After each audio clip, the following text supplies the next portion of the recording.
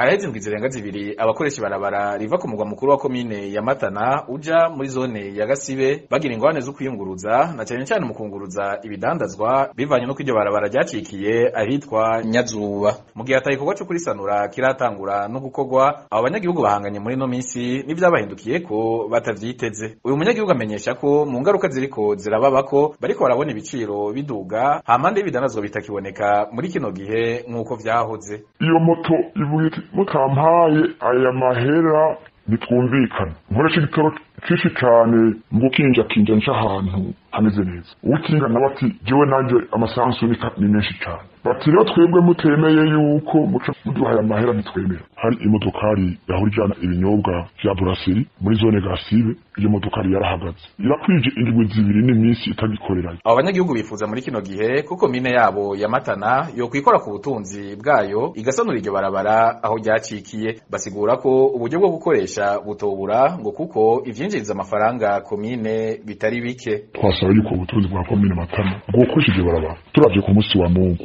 mw'isoko y'inka n'impene n'intama hinjira imiliyoni 6 n'amahera arenga. Aho mw'isoko y'ibifungurwa ku mazu ariha kuwo musi wa Mungu nyene, kuko no ku musi wa gatatu isoko irarema no ku musi wa gatanu ikarema, ariko ku musi wa Mungu habikireye. Aho naho nyene mw'isoko y'ibifungurwa gusa harinjiyeyo nk'imiliyoni 3 n'amahera, naho nyene yabaye make. Aruba ku butunzi bwa komine atacubuza yuko iryo barabara rikorwa. Kuri ivyo uruganda rwa FPA ntirurashobora kuronka Nkunzimana Dieudonné, musitanteri wa komine ya Matana, kugira agire ico ashikirije ku bisabwa n'abanyagihugu arongoye.